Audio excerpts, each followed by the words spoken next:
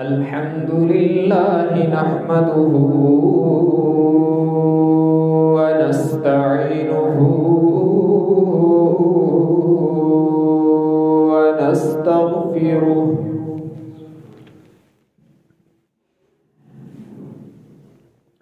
ونؤمن به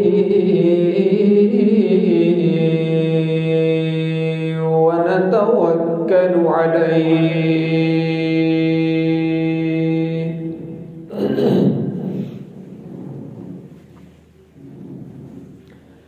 ونعوذ بالله من شرور أنفسنا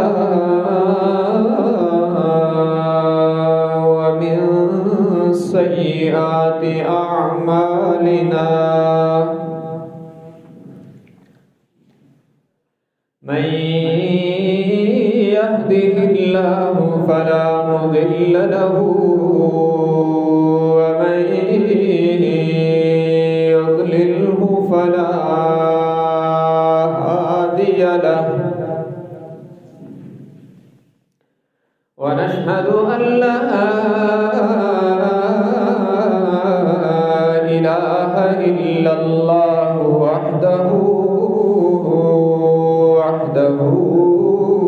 لا شريك له ونشهد أن سيدنا وسندنا وشفيعنا وقائدنا الأعظم وهادينا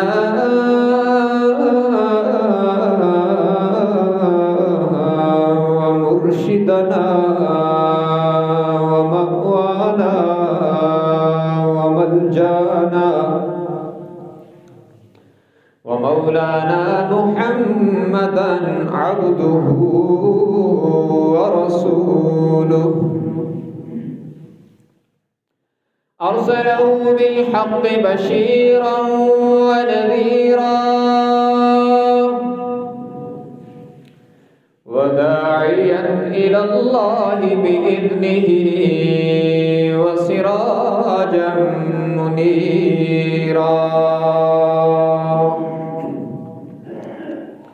وصلى الله تعالى عليه وعلى آله وأصحابه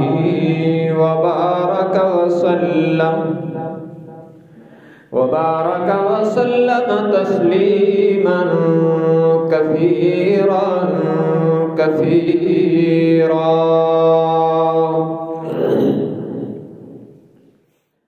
أما بعد فأعوذ بالله من الشيطان الرجيم بسم الله الرحمن الرحيم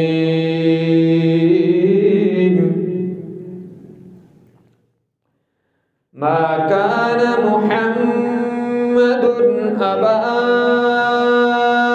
أحد من رجالكم ولكن رسول الله وخاتم النبيين وكان الله بكل شيء عليما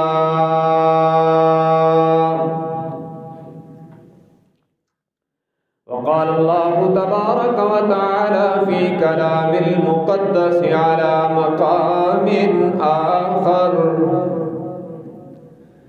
وما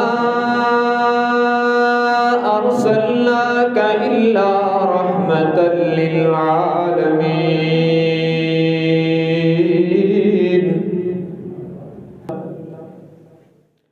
وقال النبي صلى الله تبارك وتعالى عليه وسلم إنما بعثت لأتمم مكارم الأخلاق أو كما قال النبي صلى الله تبارك وتعالى عليه وسلم صدق الله وصدق رسوله النبي الأمي الهاشمي الأمين الكريم ونحن على ذلك لمن الشاهدين والشاكرين والحمد لله رب العالمين. إن الله وملائكته يصلون على النبي يا أيها الذين آمنوا صلوا عليه وسلموا تسليما. اللهم صل على محمد وعلى آل محمد كما صليت على إبراهيم وعلى آل إبراهيم إنك حميد مجيد. اللهم بارك على محمد وعلى آل محمد كما باركت على إبراهيم وعلى آل إبراهيم إنك حميد مجيد.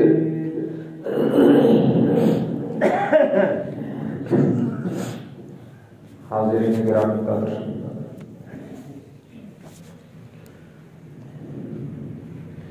آج حسب وعدہ اللہ کی مدد اور توفیق کے ساتھ عقیدہ ختم نبوت کے حوالہ سے چند ضروری گزارشات آپ کی خدمت میں پیش کرنی ہیں۔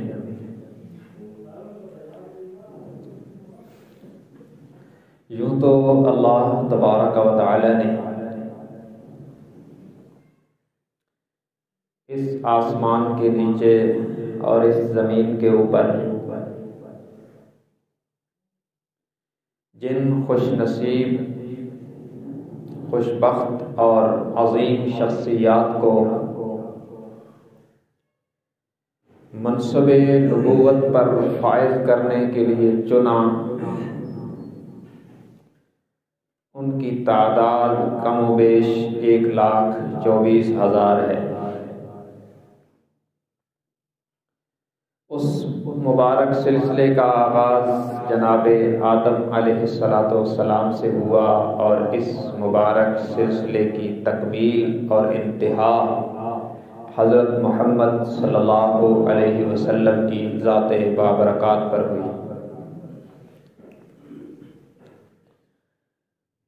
ہر نبی اپنے وقت میں لازم الاتباع تھا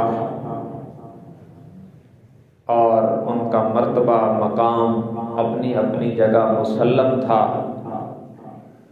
ان کی نبوت کو اس وقت کے لوگوں پر ماننا فرض تھا، اور اب بھی ہمارے لیے ضروری ہے کہ جن جن لوگوں کو اللہ نے نبوت کے منصب پر فائز کیا، ہم ان تمام کی نبوت و رسالت کو دل و زبان سے تسلیم کریں۔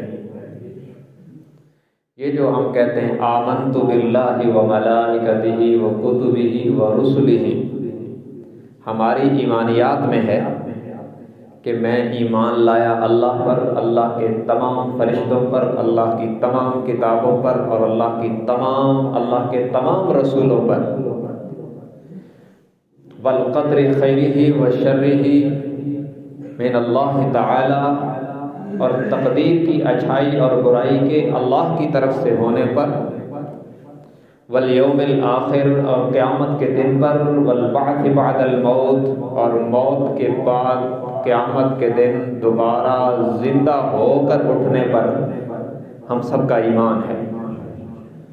تو رسالت کا مسئلہ تمام نبیوں اور رسولوں پر اجمالاً ایمان لانا ضروری ہے۔ ہمارے نزدیک اگر کوئی شخص حضرت عیسیٰ کو اللہ کا نبی تسلیم نہ کرے تو وہ مومن نہیں ہے۔ اسی طرح سابقہ انبیاء میں سے ہر ایک کے لیے یہی عقیدہ ہے۔ لیکن یاد رکھنا، حضور صلی اللہ علیہ وسلم کی جو خصوصیات ہیں ان میں ایک خصوصیت یہ بھی ہے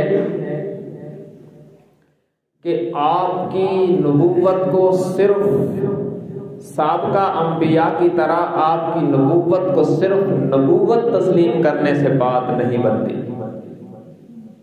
اگر کوئی یہ کہے کہ موسیٰ علیہ السلام بھی نبی تھے اور حضرت محمد صلی اللہ علیہ وسلم بھی نبی ہیں اور بس یہاں پہ بریک لگا لے تو اس کا ایمان نہیں ہے۔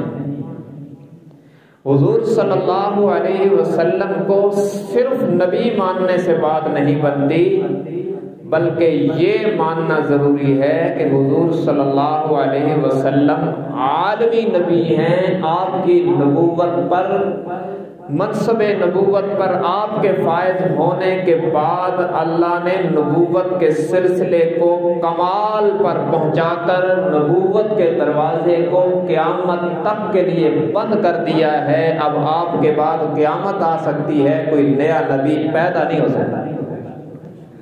یہ ماننا بھی ضروری ہے، اور یہ ہمارے پیغمبر صلی اللہ علیہ وسلم کی خصوصیت ہے کہ ہمارے نبی عالمی نبی ہیں۔ یہ لفظ میں اس کی وضاحت کروں گا قرآن کی آیات پڑھ کر۔ حضرت آدم سے عیسیٰ تک جتنے انبیاء سابقین ہیں، پہلے نبی ہیں، ان میں سے کوئی بھی عالمی نہیں ہے۔ حضرت آدم ہوں، حضرت نوح ہوں، حضرت ابراہیم ہوں، حضرت صالح اور ہود ہوں، جناب شعیب، اسکیل اور دانیال، موسیٰ اور عیسیٰ، یوسف اور یونس، جتنے بھی انبیاء ہیں سب قابل احترام، سب شان والے، مقام والے، لیکن عالمی نبی کوئی نہیں۔ کوئی ایک بستی کا نبی، کوئی ایک علاقے کا نبی، کوئی ایک قوم کا نبی۔ یوں سمجھے کہ ان کی نبوت کا زمانہ بھی محدود تھا، علاقہ بھی محدود تھا، کہ شعیب علیہ السلام نبی ہیں مدین کے لیے، وَإِلَىٰ مَدْيَنَ أَخَاهُمْ شُعَيْبًا۔ اللہ فرماتے ہیں ہم نے مدین کی طرف، قوم مدین کی طرف ان کے بھائی شعیب کو بھیجا۔ تو علاقہ بھی محدود، زمانہ بھی محدود، امت بھی محدود۔ موسیٰ علیہ السلام بنی اسرائیل کے نبی ہیں، علاقہ بھی محدود، زمانہ بھی محدود، افراد بھی محدود۔ ایسا بھی ہوا کہ ایک ایک وقت میں 3 نبی تھے۔ سابقہ امتوں میں ایسا بھی ہوا۔ حضرت ابراہیم علیہ السلام بھی نبی ہیں، اور بین ہی اسی زمانے میں حضرت ابراہیم کے بھتیجے جناب لوط علیہ السلام بھی نبی ہیں۔ حضرت ابراہیم کا علاقہ اور ہے، جناب لوط کا علاقہ اور ہے، ادھر کے وہ نبی ہیں، ادھر کے یہ نبی۔ ایک وقت میں 2 نبی ہیں، دونوں کی امتیں الگ الگ ہیں۔ ایک وقت میں 3 نبی بھی ہیں۔ قرآن کریم سورہ یاسین کے دوسرے رکوع میں ہے، وَاضْرِبْ لَهُمْ مَثَلًا أَصْحَابَ الْقَرْيَةِ۔ اللہ فرماتے ہیں ان کو ذرا وہ بستی کا حال سناؤ نا۔ اِذْ أَرْسَلْنَا إِلَيْهِمُ اثْنَيْنِ، ہم نے اس بستی کی طرف، اور مفسرین کہتے ہیں کہ یہ انطاکیہ بستی تھی، فرمایا اللہ نے ہم نے 2 رسول بھیجے، اور پھر فَعَزَّزْنَا بِثَالِثٍ، پھر ہم نے ان 2 رسولوں کے تعاون کے لیے ایک تیسرا رسول بھی بھیج دیا۔ بستی ایک ہے، رسول 3 ہے۔ ایک ایک بستی میں 3 نبی ہیں، اور ایک ایک وقت پہ کئی نبی ہیں۔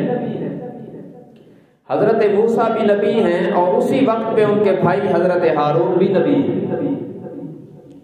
حضرت یعقوب بھی نبی ہیں، اور اسی زمانے میں ان کے بیٹے جناب یوسف بھی نبی ہیں۔ حضرت زکریا بھی نبی ہیں، اور اسی زمانے میں ان کے بیٹے جناب یحییٰ بھی نبی ہیں۔ یہ سلسلہ ایسے چلا سابقہ امتوں میں، کیونکہ نبی کا زمانہ بھی محدود تھا، علاقہ بھی محدود تھا، اس لیے ایک ایک وقت پہ کئی نبی آئے ہیں، محدود علاقے کے لیے، محدود زمانے کے لیے۔ اور قرآن کریم میں ان کی امت کا محدود ہونا بھی بیان کیا گیا، ان کے علاقے کا محدود ہونا بھی بیان کیا گیا۔ ایک جگہ جہاں پر قوم صالح بستی ہے، قوم سمود بستی ہے، تو رب العالمین نے فرمایا وَإِلَىٰ ثَمُودَ أَخَاهُمْ صَالِحًا، ہم نے قوم سمود کے لیے ان کے بھائی صالح کو نبی بنا کر بھیجا، جس کا دائرہ نبوت قوم سمود ہے۔ وَإِلَىٰ عَادٍ أَخَاهُمْ هُودًا، جہاں قوم عاد بستی تھی، فرمایا ہم نے ان کے بھائی حضرت ہود کو نبی بنا کے بھیجا، ان کا دائرہ نبوت قوم ہود ہے۔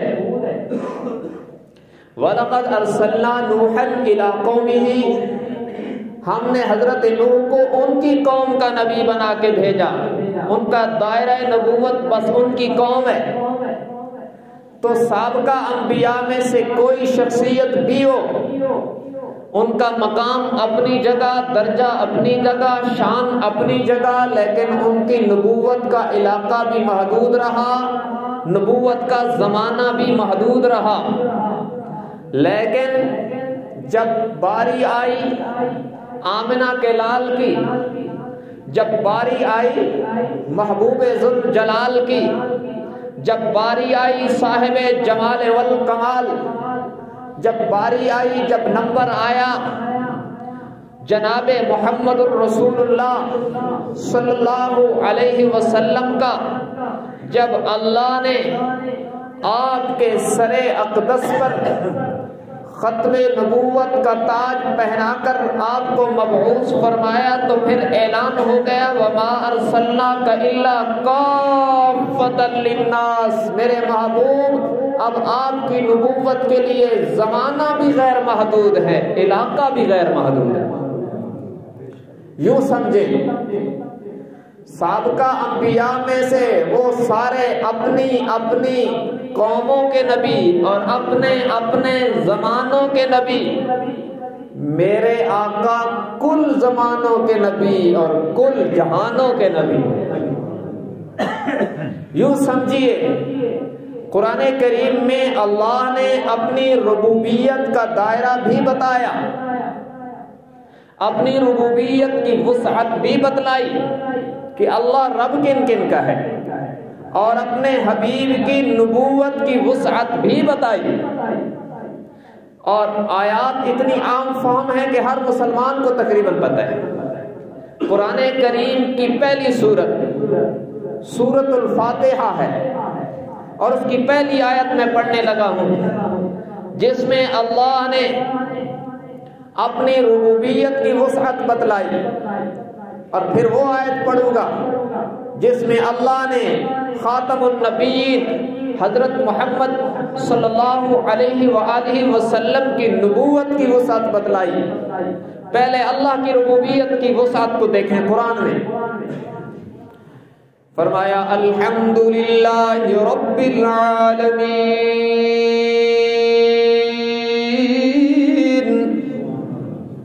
تمام تعریفیں اس اللہ کے لیے ہیں جو سارے جہانوں کا رب ہے۔ یوں نہیں کہا رب المرسلین کہ وہ رسولوں کا رب ہے، یوں نہیں کہا رب المسلمین کہ وہ مسلمین کا رب ہے، یوں نہیں کہا رب المومنین کہ وہ مومنین کا رب ہے، بلکہ فرمایا رب العالمین، وہ سارے جہانوں کا رب ہے، وہ مومنین کا بھی رب ہے، کافرین کا بھی رب ہے۔ ہاں وہ اتنی شان والا ہے، وہ جناب خلیل کا بھی رب ہے، لیکن رزق نمرود پہ بھی بند نہیں کرتا۔ وہ جناب موسیٰ کا بھی پروردگار ہے، لیکن رزق اس نے فرعون کا بھی بند نہیں کیا۔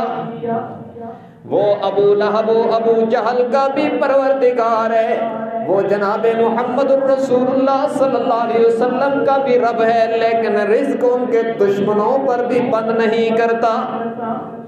وہ مومنین کا بھی رب ہے، لیکن رزق کافرین پر بھی بند نہیں کرتا۔ وہ شب زندہ داروں کا بھی رب ہے، لیکن رات کی تاریکی میں قانون توڑنے والوں کا بھی رزق بند نہیں کرتا۔ وہ موحدین کا بھی رب ہے، لیکن رزق مشرکین کا بھی بند نہیں کرتا۔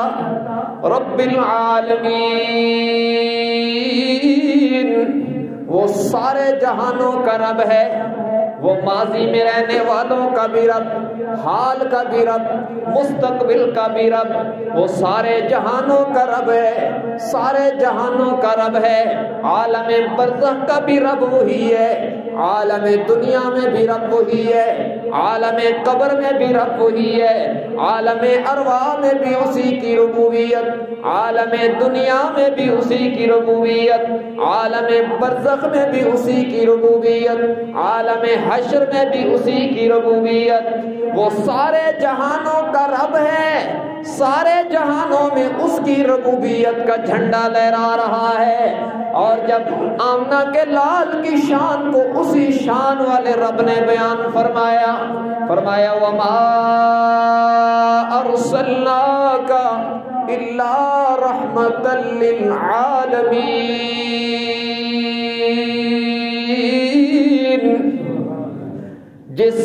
جس کی ربوبیت سارے جہانوں میں ہے اسے اللہ کہتے ہیں، اور جن کی نبوت اور رسالت سارے زمانوں اور سارے جہانوں میں ہے انہیں محمد مصطفیٰ کہتے ہیں۔ وہ سارے جہانوں کا رب اور سارے زمانوں کا رب، اور یہ سارے جہانوں کے نبی ہیں، سارے زمانوں کے نبی۔ ان کی نبوت عامہ ہے، ان کی نبوت خاصہ تھی کہ خاص علاقے کے لیے اور خاص قوم کے لیے۔ ان کی نبوت عامہ ہے، اور میری معلومات کے مطابق یہ وہ واحد نبی ہیں جنہیں صرف ذی شعور مخلوق نے نہیں، اس مخلوق نے بھی پہچانا جنہیں ہم حیوان کہتے ہیں۔ یہ تو پہلے بھی تاریخ نے کئی بار دیکھا کہ نبی وقت کا کلمہ انسانوں نے پڑھا، جنات نے بھی پڑھا، فرشتوں نے بھی تائید کی، پہلے نبیوں کی بھی، لیکن چشم فلک نے یہ نظارہ تو کبھی نہ دیکھا ہوگا نا کہ نبی وقت کو درندوں نے بھی مانا کہ یہ نبی ہے۔ یہ میرے آقا کی شان ہے، یہ ختم نبوت کی شان آشکارا ہوئی کہ رب العالمین نے فرمایا میرے محبوب آپ کل جہانوں کے لیے رحمت، سارے زمانوں کے لیے رحمت، سارے عالمین کے لیے رحمت۔ انسانوں کا جہان اور ہے، جانوروں کا جہان اور ہے۔ اللہ نے آپ کو سارے جہانوں کا نبی بنایا تو سارے جہانوں میں رہنے والوں میں آپ کی پہچان بھی پیدا کی۔ یوں نہیں، ایک عرب کا بدو، عرب کے دیہاتی بڑے اکھڑ مزاج ہوتے تھے، عجیب۔ وہ ایک دیہاتی گزرتے ہوئے دیکھا کہ شمع رسالت کے گرد پروانوں کا حلقہ ہے، صحابہ ہیں، اس نے کہا کہ چلو آج ادھر ایک بجھارت ہی ڈال دیتے ہیں۔ عرب حضور صلی اللہ علیہ وسلم سے پہلے بھی اور ابتدائے اسلام میں بھی عرب گو کا شکار کرتے تھے اور کھاتے بھی تھے. یہ حضور علیہ السلام نے اس کی حرمت کا اعلان کیا. اس سے پہلے یہ کھائی جاتی تھی. اور اگر آپ کی معلومات میں اضافے کے لیے عرض کروں، یہ منافق کا لفظ ہے وہیں سے نکلا ہے. نفق کہتے ہیں سوراخ کو، اور یہ جو گو ہوتی ہے نا، یہ عرب اس کا شکار کرتے تھے، اور یہ جب کسی بل میں سوراخ میں داخل ہوتی تھی نا تو وہ اس میں پانی ڈالتے تھے تاکہ یہ تنگ ہو کے نکلے. تو یہ ایسا جانور ہے کہ یہ ایک سوراخ سے داخل ہوتا ہے، نکلنے کا راستہ اس کا وہ نہیں ہوتا ہے، اس کا نکلنے کا راستہ اور ہوتا ہے. تو وہ کہتے تھے کہ یہ منافق جانور ہے، داخل اور جگہ سے ہوتا ہے، نکلتا اور جگہ سے ہے. تو اسی سے یہ منافق نکلا ہے، جو دکھاتا اور ہے اور مارتا اور ہے. دو منہ ہوتا ہے، دو رخوں والا ہوتا ہے. اور اعتقادی منافق کافر ہوتا ہے، عملی منافق فاسق ہوتا ہے، وہ الگ بات ہے. تو یہ عرب اس کو کھاتے تھے، شکار کرتے تھے. تو ایک عرب کا دیہاتی گو کا شکار کر کے اسے مار کے تھیلے میں بند کر کے لے جا رہا ہے. دیکھا کہ حضور کی محفل لگی ہوئی ہے، صحابہ کرام ہیں. اس نے کہا چلو آج ان پر بجھارت ہی ڈالتے ہیں. وہ بارگاہ رسالت میں آیا. اس طرح کے اکھڑ دیہاتی جب آتے تھے تو حضور کا رویہ وہ ہوتا تھا جسے چشم فلک نے بھی رشک کی نگاہوں سے دیکھا، کیونکہ ان کے مزاج میں اخلاق نامی کوئی چیز نہیں ہوتی تھی. آیا، اچھا میں تو ادب کے لہجے میں بات کر رہا ہوں، اچھا آپ کہتے ہیں کہ میں نبی ہوں. آپ نے فرمایا بالکل، میں اللہ کا بندہ اور اللہ کا رسول. اچھا میں مانوں گا، لیکن یہ جو میرے تھیلے میں گو شکار کی ہوئی ہے نا، اگر یہ بتلا دینا کہ آپ نبی ہیں تو پھر مانوں گا. اس نے اپنی طرف سے تو ایسا سوال ڈالا کہ جو اس کے گمان میں ناممکن تھا، اور اسے یہ پتہ نہیں تھا کہ انہیں عالمی نبی ہونے کا اعزاز حاصل ہے. یہ انسانوں کے نبی بھی ہیں، حیوانوں کے نبی بھی ہیں. اس نے اپنی طرف سے بڑا شدید قسم کا مشکل سوال ڈالا، اور یہ تھا کہ گو، مردہ گو کب بولتی ہے؟ بس میں کہوں گا بس. اتنی صداقت تھی. میرے آقا نے نبوت والی انگلی کو یوں کر کے فرمایا، یا زب، اے گو ذرا بتلانا میں کون ہوں. میرے آقا کی نبوت والی میٹھی سریلی آواز جب گونجی ہے تو دیہاتی کے بند تھیلے میں حرکت ہونے لگی، اور دیکھتے ہی دیکھتے تھیلے کا منہ کھل گیا، اور مردہ گو میں اللہ نے جان ڈال دی، اور وہ تھیلے سے باہر نکل کے کھڑی ہو گئی اور کہنے لگی لبیک و سعدیک یا رسول اللہ. اور عجیب لفظ کہنے لگی لبیک و سعدیک یا زین من وافا یوم القیامہ. میں حاضر ہوں، میں غلامی کے لیے حاضر ہوں، اے اللہ کے وہ شان والے رسول جن کی برکتوں سے قیامت کا ہولناک دن بھی خوبصورت بن جائے گا. یہ وہ رسالت ہے جنہیں جانوروں نے بھی مانا، بلکہ جانور تو پھر بھی بے جان تھا، جاندار تھا، پھر بے جان ہو گیا تو زندہ ہوا. یہ وہ رسالت ہے جن کو پتھروں نے سلام کیا. میرے آقا فرمایا کرتے تھے میں وہ پتھر بھی جانتا ہوں جو اعلان نبوت سے پہلے بھی مجھے سلام کرتا تھا. عالمی نبی ہیں، ان کی نبوت کے بعد کسی اور کے نبی بننے کی ضرورت نہیں رہی، اس لیے کہ اللہ نے وہ کمال دیا جو سابقین کی صف میں کسی کو نصیب نہیں ہو. ساری مخلوق نے ان کی رسالت و نبوت کو تسلیم کیا، اور اللہ نے پوری مخلوق کی طرف نبی بنا کے بھیجا. ایک حدیث سنو، مسلم شریف کی روایت. آپ نے فرمایا فضلت علی الانبیاء بست، مجھے اللہ نے 6 چیزوں کی وجہ سے سارے نبیوں پر فضیلت دی. کون کون سی؟ اعطیت بجوامع الکلم، مجھے اللہ نے گفتگو کا وہ سلیقہ عطا فرمایا، میں اپنی زبان میں آپ کو سمجھانے کے لیے وہ ترجمہ کر رہا ہوں جو عوامی ہے۔ آپ نے فرمایا مجھے اللہ نے گفتگو کا وہ سلیقہ عطا فرمایا کہ لفظ ایک کہتا ہوں معنی اتنے ہوتے ہیں، قیامت تک علماء کرام اہل علم غوطہ لگا لگا کر اس ایک لفظ سے معنی نکالتے رہیں گے، یہ ختم ہو جائیں گے، میرے لفظ کی وسعت ختم نہیں ہوگی۔ ایسی جامع گفتگو ہے۔ اعطیت بجوامع الکلم ونصرت بالرعب، دوسرا اعزاز یہ دیا کہ اللہ نے روب کے ذریعے سے میری مدد کی، میرے اندر روب رکھا۔ کیسا روب ہے؟ حضور میدان جنگ میں قیلولہ فرما رہے ہیں، میدان جنگ میں قیلولے کی اہمیت بھی بتلا دی۔ میدان جنگ میں حضور قیلولہ فرما رہے ہیں۔ علماء کہتے ہیں قیلولہ کیا کریں، یہ تہجد میں مددگار ہوتا ہے۔ میدان جنگ میں قیلولہ فرما رہے ہیں، تلوار مبارک درخت کے ساتھ لٹکی ہوئی ہے، کافر آیا اس نے تلوار اٹھا لی اور پھر حضور کو آواز دی میں یمنعک منی، اب بتا تجھے مجھ سے کون بچائے گا؟ حضور کی مبارک آنکھیں کھلی، آپ اٹھے، اس پر روب پڑا، اس نے جب کہا نا تجھے مجھ سے کون بچائے گا، آپ اٹھے اور آپ نے فوراً کہا اللہ، اس کے ہاتھ سے تلوار گر گئی۔ یہ روب رسالت ہے۔ اور آپ نے تلوار اٹھا کے فرمایا میں یمنعک منی، اب تو بتا تجھے مجھ سے کون بچائے گا؟ اس نے کہا آپ جیسے کریم شخص سے نرمی اور رحمت کی امید رکھتا ہوں۔ آپ نے کہا جا معافی ہے۔ تو یہ روب ہے، نصرت بالرعب۔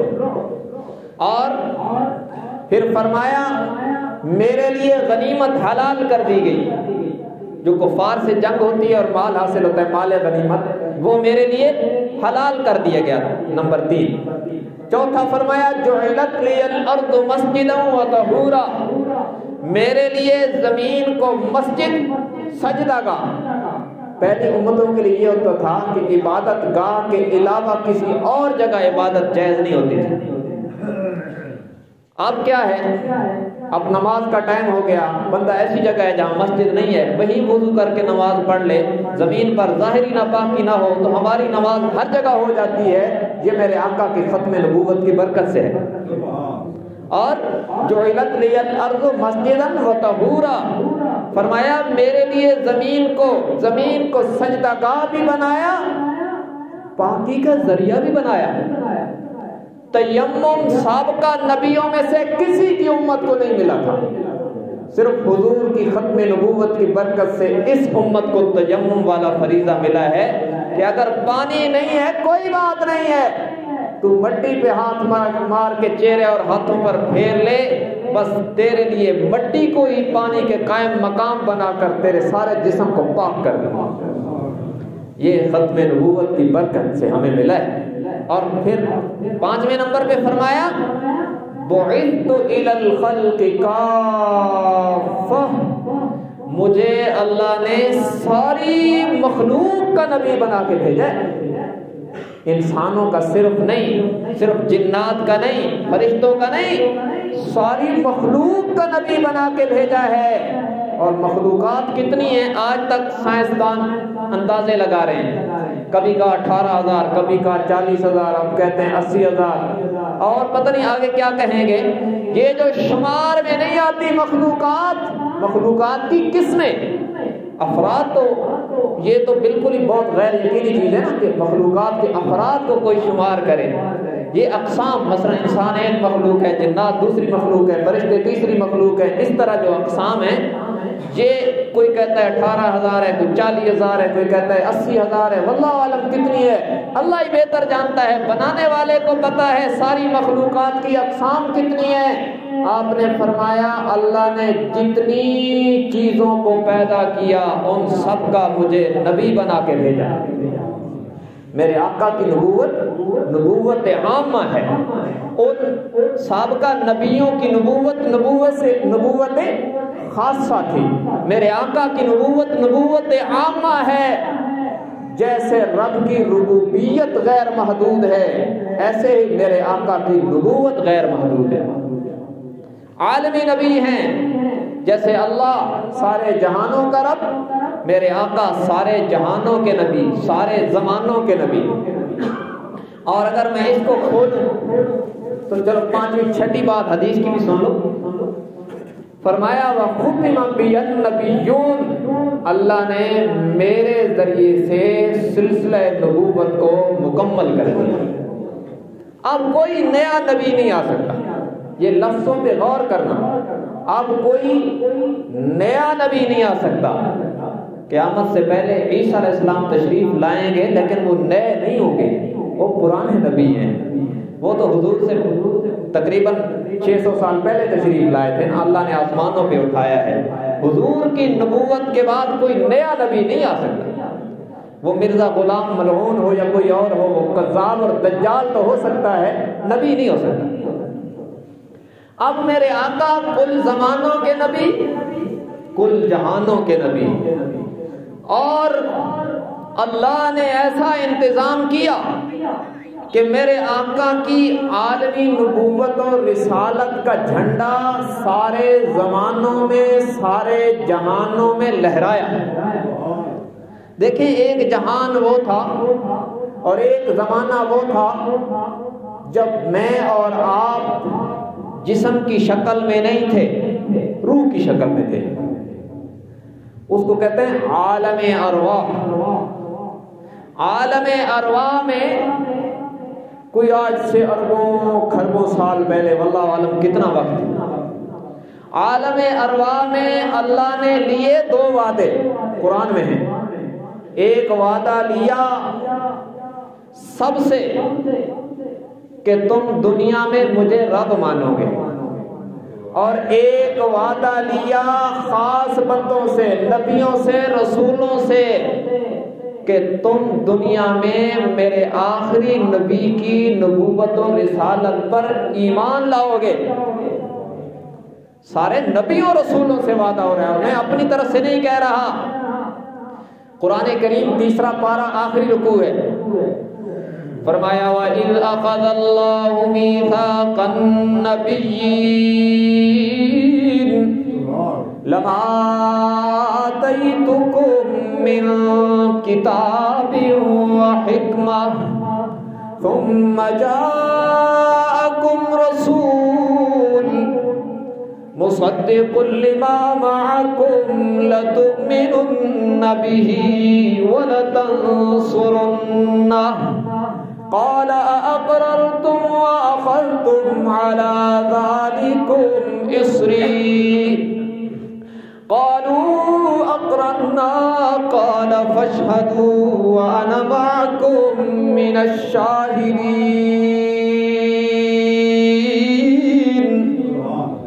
رب العالمین نے سارے نبیوں اور رسولوں سے پختہ وعدہ لیا، لما آتیتکم من کتاب و حکمہ، کہ میں دنیا میں تمہارے سروں پر رسالت و نبوت کے تاج پہنا کر تمہیں اپنے اپنے وقت پہ بھیجوں گا۔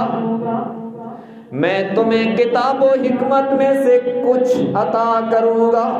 یہ جو میں نے مانا کیا نا کچھ، یہ من کا معنی ہے، یہ علماء جانتے ہیں من تبعیض کے لیے آتا ہے، کچھ بتلانے کے لیے۔ کہتے ہیں نا 10 بندے آئے، ان میں سے ایک عالم تھا۔ کیا مطلب سارے عالم تھے؟ نہیں، ان میں سے ایک عالم تھا۔ یہ من عربی میں اس لفظ کو بتلانے کے لیے من استعمال ہوتا ہے۔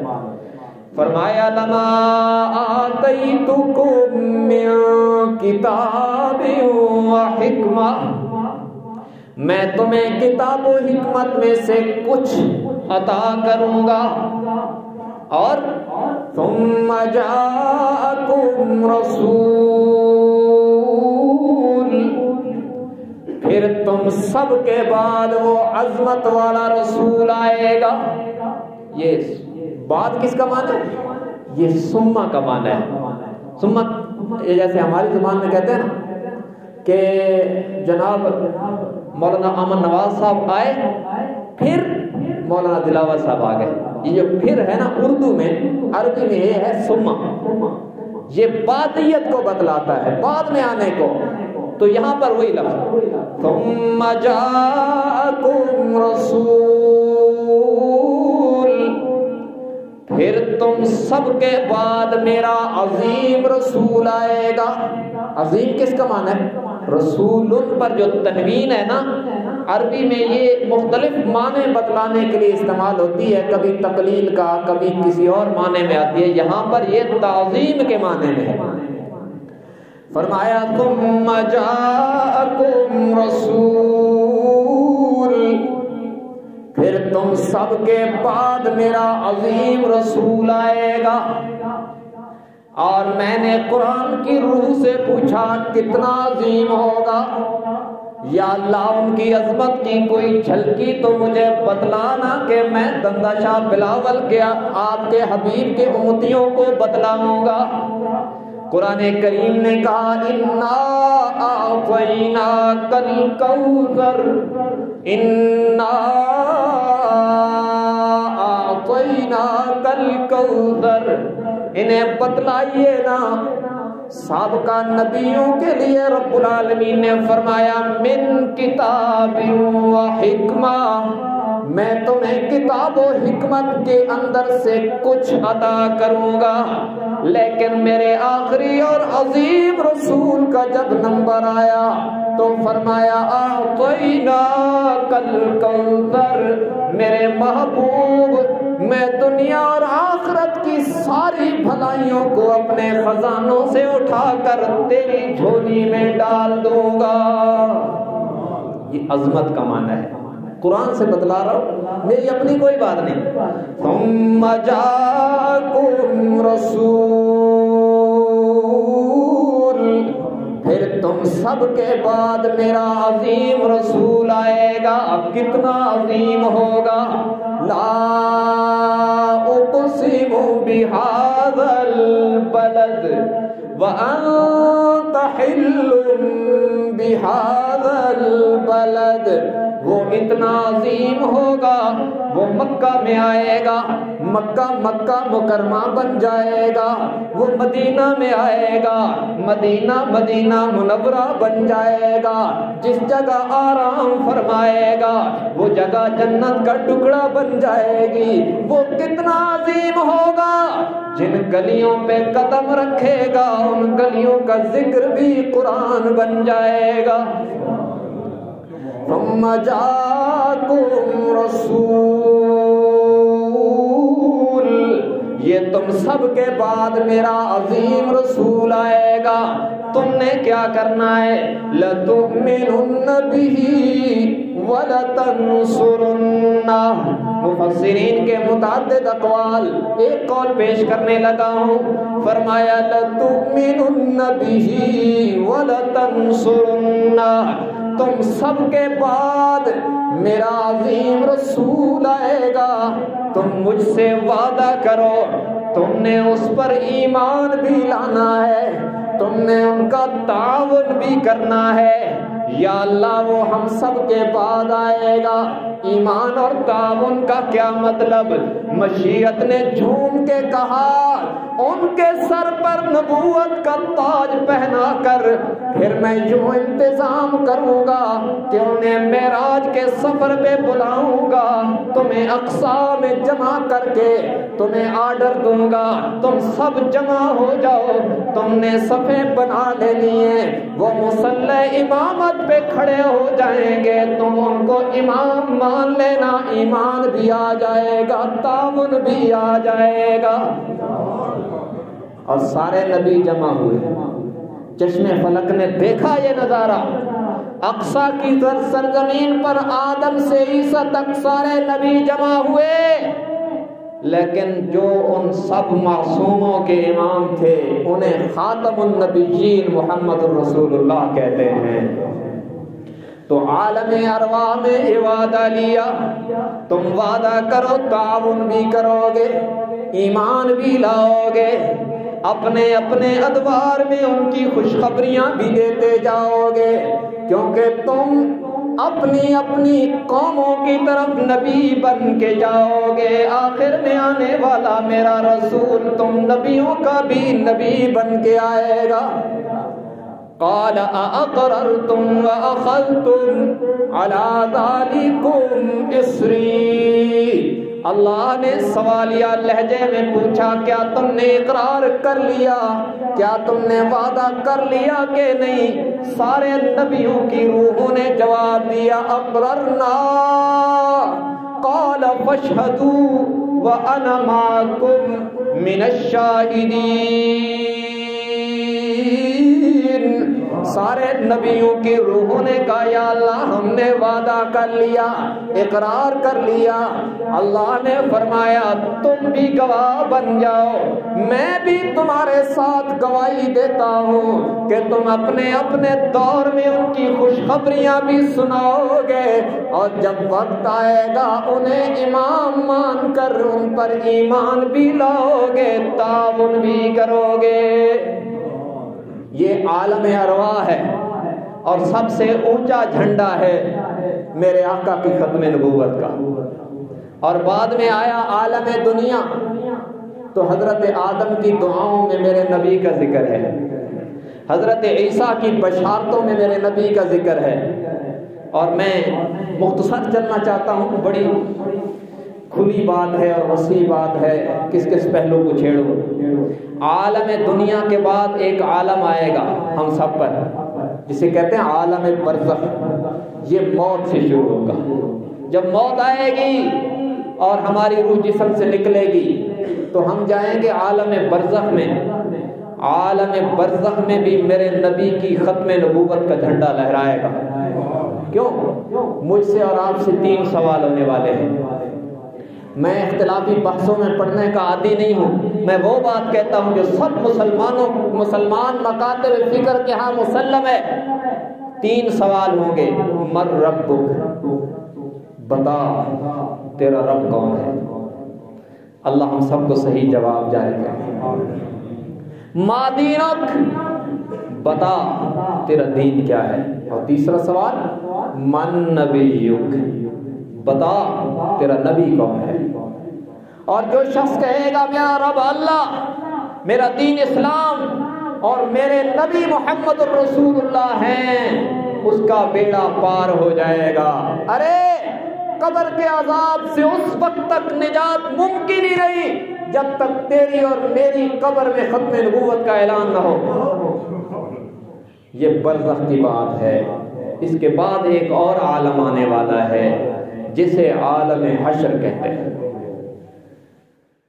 قرآن اس کی ہولناکی بیان کرتا ہے، لیکن میرے بھائیوں یاد رکھو میرے آقا کی ختم نبوت وہ وسیع عنوان ہے جس کا جھنڈا حشر میں بھی لہرائے گا، اور ایسا ختم نبوت کا اظہار ہوگا کہ سارے نبیوں کو ماننا ہوگا، امتوں کو نہیں، نبیوں کو بھی ماننا ہوگا۔ کیا ہوگا؟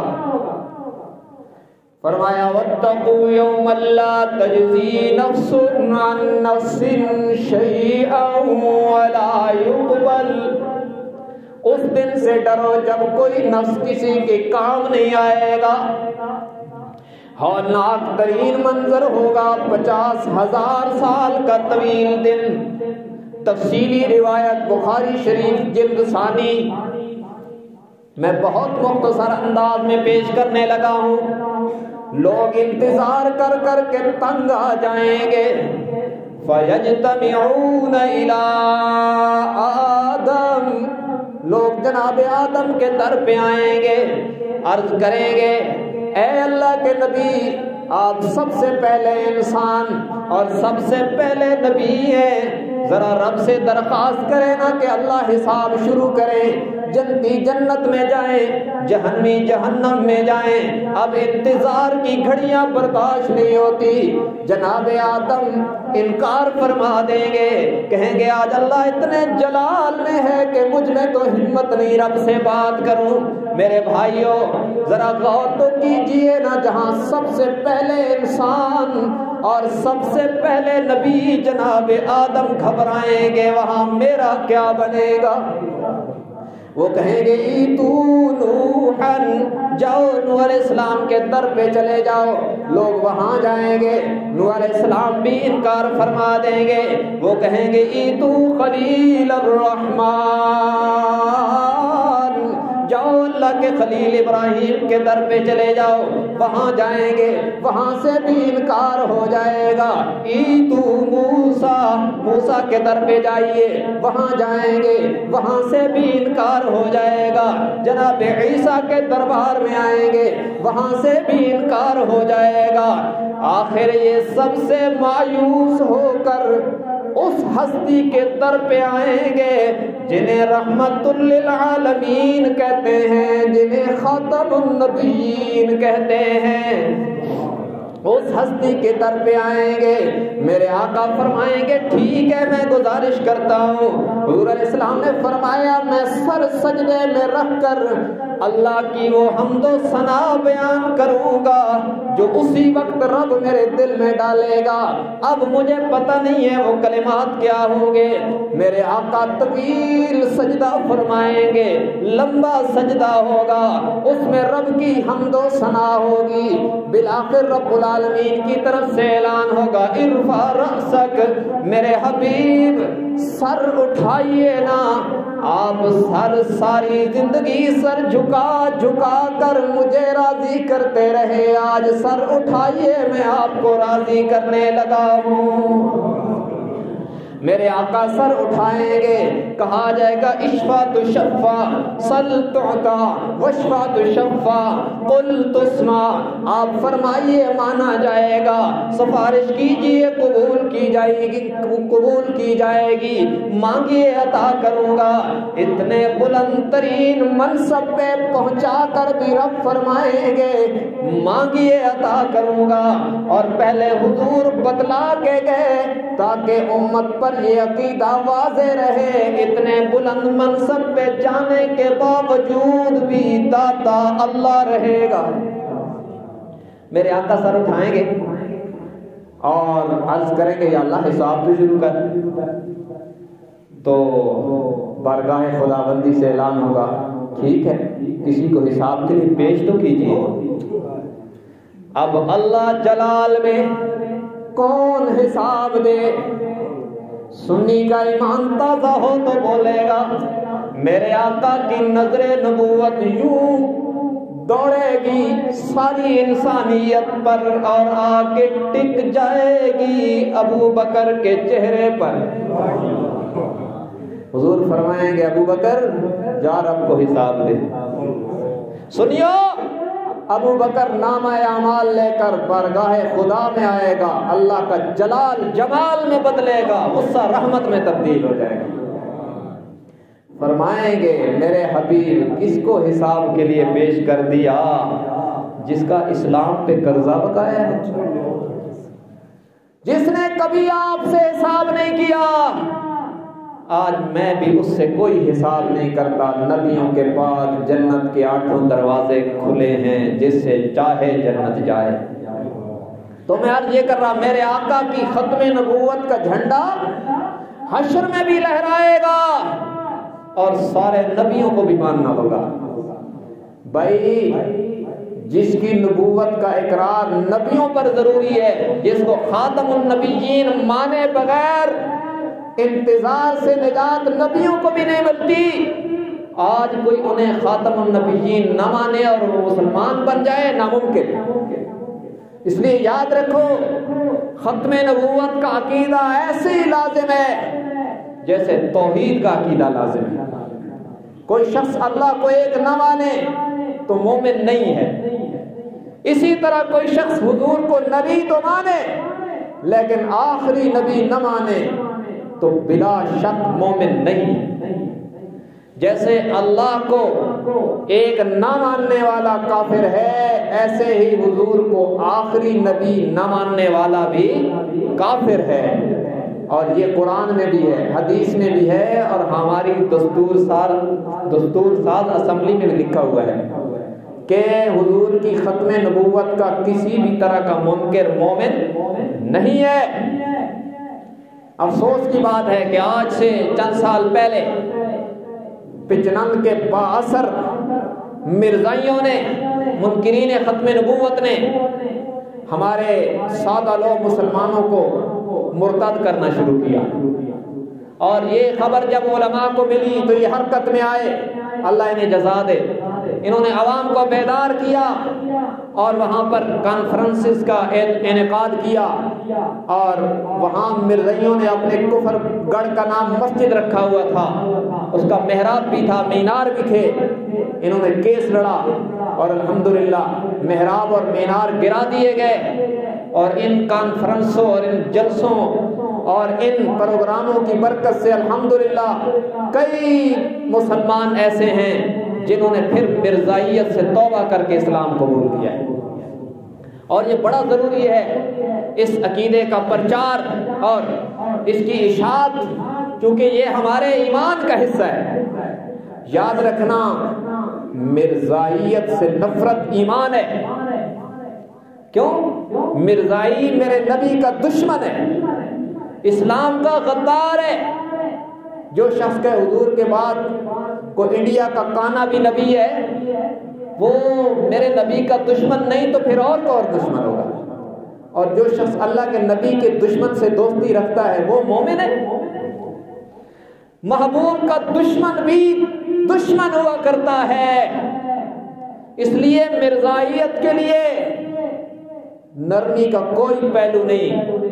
اور آج بھی جاننے کے باوجود اگر کوئی شخص مرزائیوں سے مراسم رکھے گا تو میں منبر پہ بیٹھ کے کہتا ہوں حشر میں میرے آقا کی کرم کی نگاہوں سے محروم کر دیا جائے گا۔ اور آج ختم نبوت کے پرچار میں، اظہار میں، ان پروگراموں میں اگر کوئی کوشش کرے گا اور میرے آقا کی ختم نبوت کا جھنڈا بلند کرے گا، اس کے لیے مال لگائے گا، وقت لگائے گا، جان لگائے گا، تو میں امید کرتا ہوں کہ حشر میں میرے آقا کی سفارش کا مستحق بن جائے گا۔ اس لیے سارے صدقے دل سے وعدہ کرو کہ انشاءاللہ اتوار کو 55 کانفرنس میں پوری آب و تاب کے ساتھ شریک ہوں گے، دکانیں بند کریں گے۔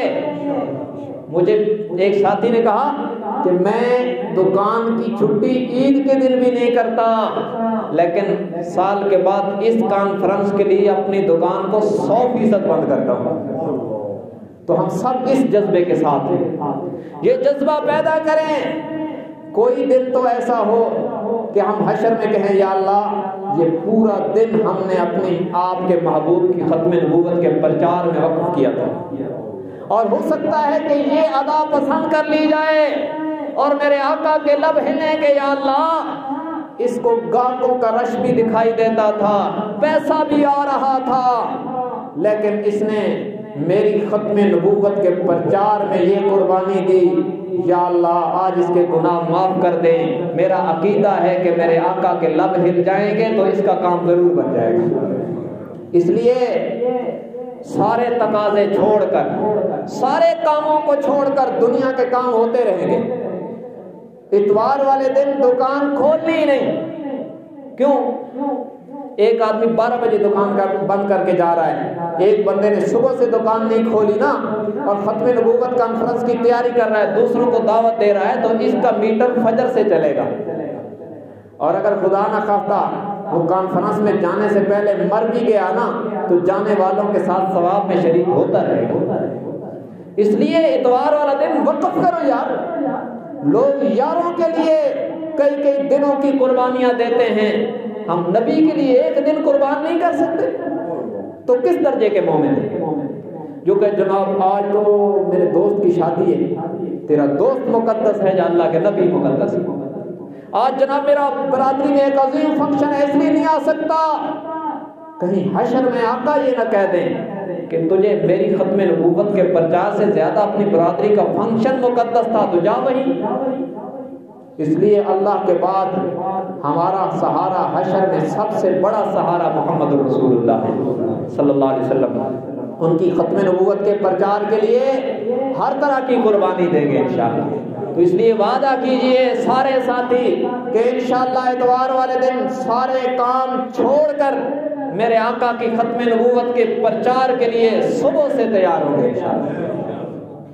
انشاءاللہ یہاں پر اس مدنی مسجد میں 12:35 پر بالکل ابتدا میں نماز ظہر ادا کی جائے گی اور یہاں سے گاڑیاں جائیں گی. جن جن ساتھیوں نے جانا ہو مولانا نواز صاحب کو نام لکھوا دیں, انشاءاللہ آپ کو سواریاں بھی ملیں گی, بس آپ جانے والے بنیں. اور میں ان مخیر حضرات کے لیے دعا گو ہوں جنہوں نے اس کانفرنس کے لیے ٹرانسپورٹ کا انتظام کیا ہے. مجھے امید ہے کہ میرے آقا کی رحمت کے صدقے اللہ انہیں حشر کے دن پل صراط ایسے ہی پار کروائے گا. تو اس لیے سارے ساتھی تیار ہیں انشاءاللہ. اور یہ بات آخری ذہن میں رکھیں, میرے آقا کی ختم نبوت پر بے انتہا دلائل ہیں. یہ مسجد بھی میرے آقا کی ختم نبوت کی دلیل ہے. کیوں؟ سابقہ نبیوں کی جتنی عبادت گاہیں تھیں ان کی امتوں کی, کسی عبادت گاہ کے لیے یہ مسئلہ نہیں تھا کہ یہ جہاں بن گئی وہیں رہے گی, یہ تبدیل نہیں ہو سکتی. صرف مسجد کے لیے یہ قانون ہے کہ یہ جہاں بن گئی یہیں رہے گی, یہ تبدیل نہیں ہو سکتی.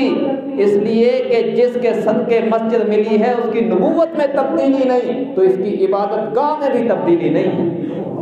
تو یہ مسجد ماشاءاللہ اوپر آپ دیکھیں گے مینار بن رہا ہے, تو اس میں حاجی امجد صاحب ماشاءاللہ ہمت کرتے ہیں اور ساتھی ان کے ساتھ تعاون کرتے ہیں. بہت سارے کام ہو گئے, باہر ٹوٹیاں بھی لگ گئی اور چیزیں بن گئی. تو اس میں بھی میں ساتھیوں سے گزارش کروں گا کہ ان کے ساتھ تعاون کریں تاکہ مسجد مقروض نہ ہو. ہمارے ہوتے ہوئے اللہ کا گھر مقروض رہے تو ہمارا پیسہ کس کام کا ہے؟ تو کچھ تو بنائیں نا اپنی آخرت کے لیے. تو ان کے ساتھ تعاون اس طرح کریں کہ انشاءاللہ یہ مینار کا کام بھی پوری طرح مکمل ہو جائے اور اللہ کے گھر پر قرضہ بھی کوئی نہ آئے, تاکہ قیامت کے دن رب کے دربار میں اپنے نامہ اعمال میں یہ روشن ادا لے کے آئیں کہ یا اللہ ہم نے آپ کا گھر چمکایا تھا. تو امید ہے کہ ہمارے نامہ اعمال میں برائیوں سے اللہ درگزر کر کے ہمارے نامہ اعمال کو چمکا دیں گے. اللہ تبارک و تعالی ہم سب کو دین حق کی صحیح سمجھ اور اس پر عمل کی توفیق عطا فرمائے. وآخر دعوانا ان الحمدللہ رب العالمین.